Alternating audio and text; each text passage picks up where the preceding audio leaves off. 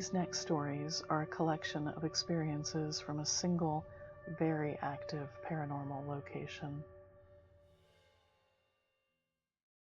The dog training facility was my dream project, the culmination of years of work, dedication, and all my savings.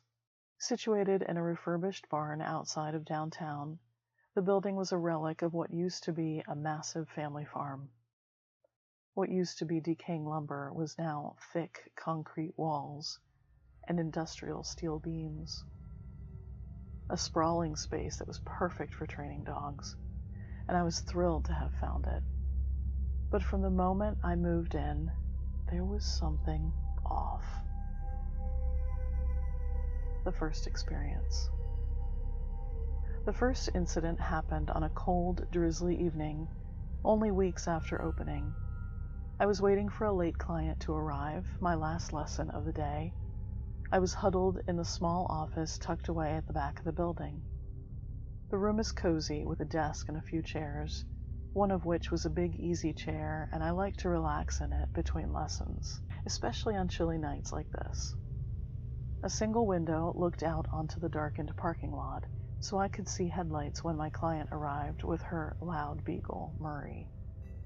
A long, dimly lit hallway led from the office to the main training area, a cavernous space where the echo of footsteps could hang in the air for what seemed like an eternity.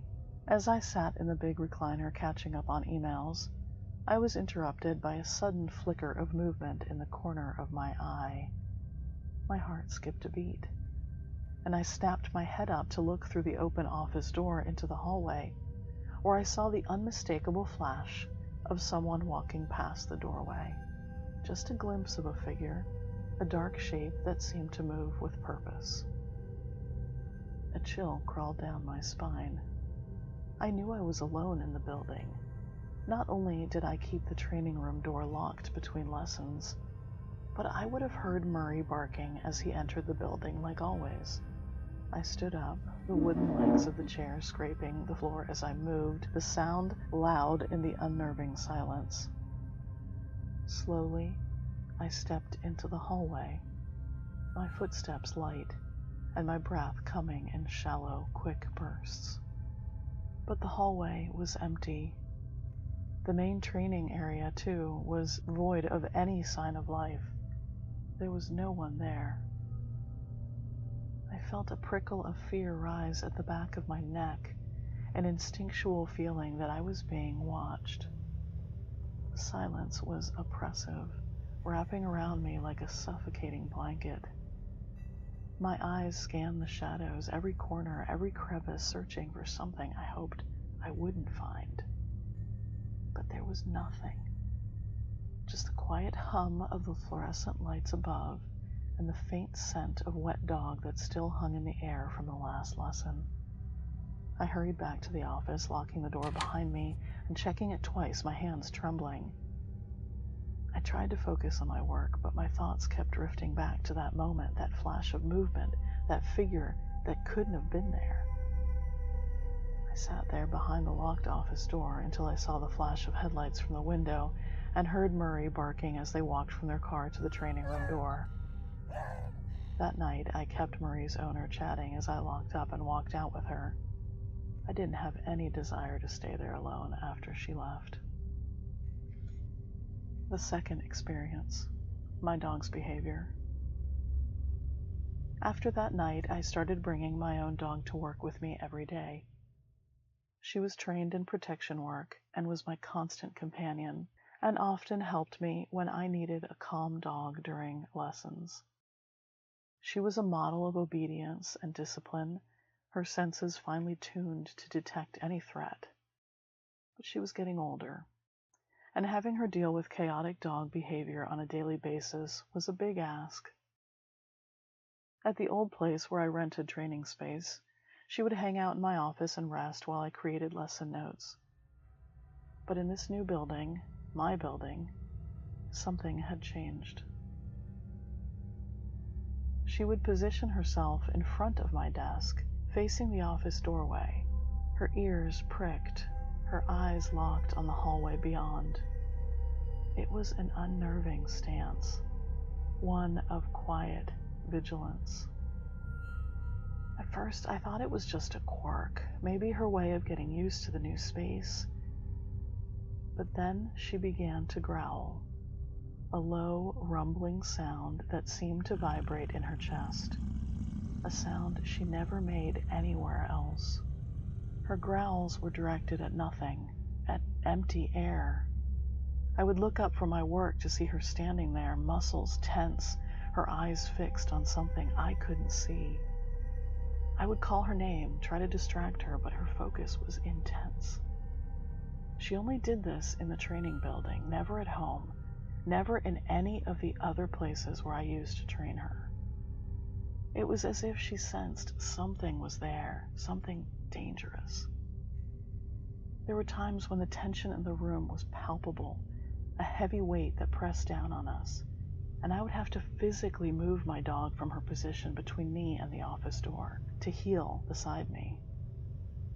I found it hard to breathe in those moments when she would suddenly go on alert, her growl reverberating in the stillness of the office, her eyes fixed on something I couldn't see. The third experience, the dog's reactions. It wasn't just my dog either.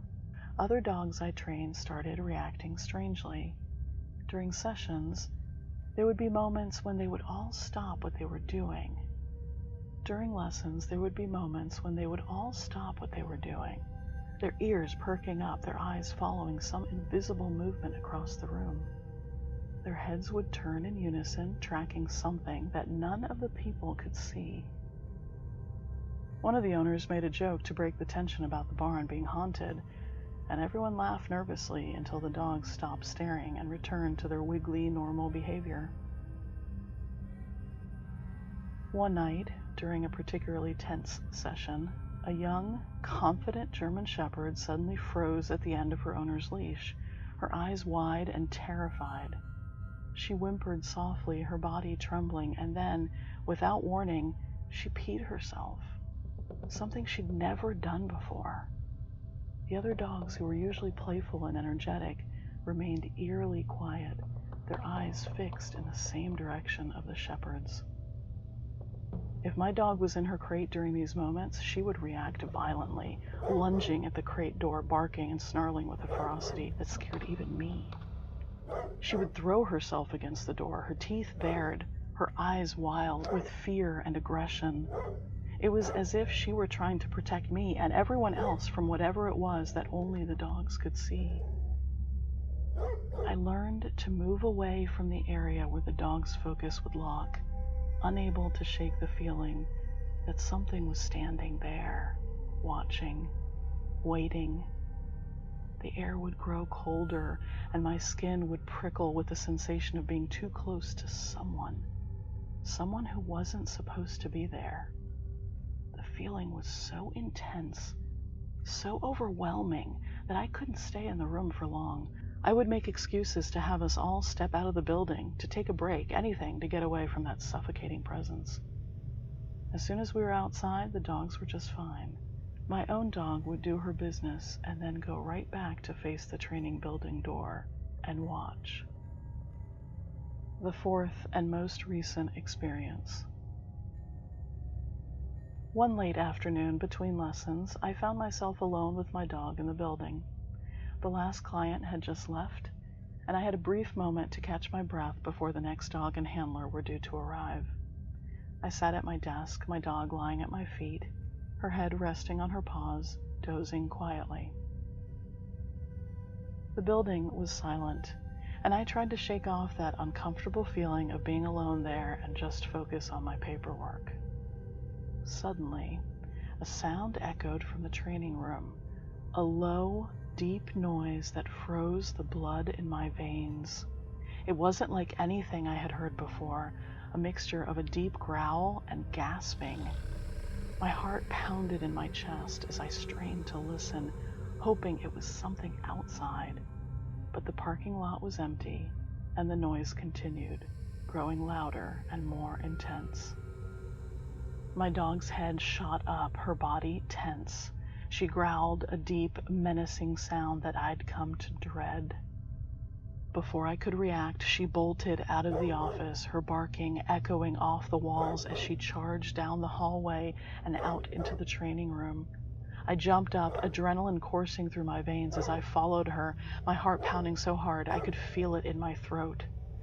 As I reached the training room, the noise intensified, a swell of tortured screams, like multiple voices crying out in agony. I found my dog in the center of the training room, her stance rigid, her bark fierce and unrelenting as she faced an empty, dark corner. But it wasn't just empty. It felt like a deep black hole that swallowed all the light and warmth from the room. The noise was coming from that corner, but there was nothing there. Nothing I could see, anyway. The sound was unbearable now, like the very walls were reliving some long-forgotten nightmare. My dog lunged at the corner, barking and snarling at something that felt dark and evil, something that had been waiting and biding its time. As I stood there, frozen in terror, shapes developed, faint, shadowy figures sliding along the walls of the corner, twisting and contorting with the echoes of something horrific that must have happened on this very spot, back when this building was still part of a farm.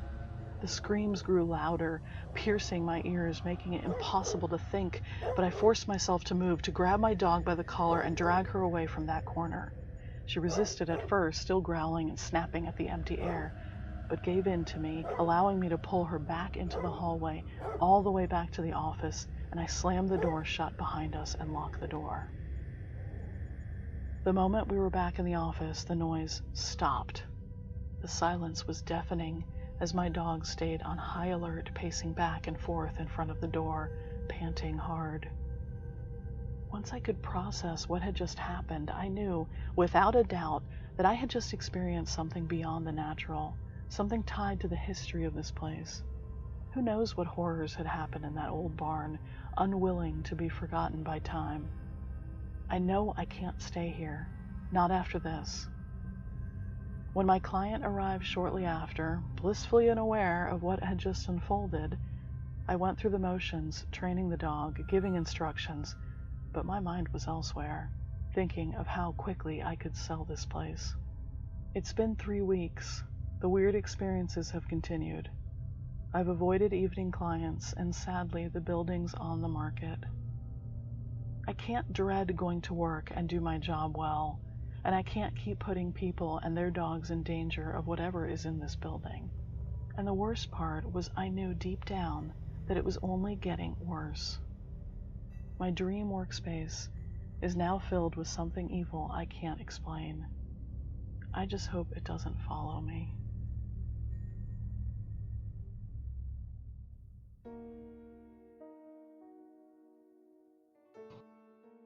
The house was supposed to be our dream, the place where Michael and I would retire, growing old together in the quiet hills of Tennessee. We'd spent years planning every detail, right down to the alcove where his beloved baby grand piano would sit, filling the space with music. He'd been ready to retire from public performances for years, but wanted to be sure he had enough to build the house. But life has a cruel way of derailing plans. When Michael passed, suddenly and far too soon, I was left with an empty house and a broken heart. I moved forward with the build, reluctant but determined. I'd promised him we'd build this house, so I did. I moved with everything we'd ever owned, even the piano, because it was his favorite, even though I rarely played it. The thought of letting it go felt like losing him all over again. The house was built, but it was empty, devoid of life. I tried to pull myself back together, forcing myself to go on, to keep living, but grief consumed me, weighing me down like an anchor. I slept more than I was awake, sinking into deep, dreamless sleep most days, hoping just to escape the suffocating loneliness. Sometimes in dreams, I would hear Michael's voice softly calling out to me, "Birdie." That was the nickname he'd given me the first time we met at a college theater audition. I had auditioned for a singing part, and he was there to play the accompaniment. He used to tell everyone that was the day he fell in love with me. In those dreams, I would follow his voice, chasing it through fog, desperate to reach him, to hear his voice clearly again. But he was always just out of reach. The piano would accompany his voice, playing the melodies that had once filled our home and now wrapped around me like his arms used to. Months passed like this, and the dreams continued, with the music and his voice pulling me deeper into memories which were all I had left. Even with the house completed, there was some finishing work that had to be done. The light in the front hall would flicker from time to time, and I finally decided to call an electrician to repair what must have been faulty wiring. The electrician was a quiet young man, probably in his late 20s, and he worked quickly, efficiently. As he finished, his eyes fell on the piano. Is that a baby grand?" he asked, pointing to Michael's piano. "Yes, it was my husband's. He was a pianist and a composer." "Oh, wow. Would it be all right if I played a little? It's been a while," he asked shyly. I was reluctant. The thought of anyone else touching Michael's piano felt wrong, almost sacrilegious. But something in the shy way he spoke made me realize it took courage for him to even ask. I nodded to him and cleared some sheet music off the bench to make room for him. He sat down, his fingers hovering over the keys for just a moment, and then he began to play. My breath caught in my throat as the familiar notes filled the room.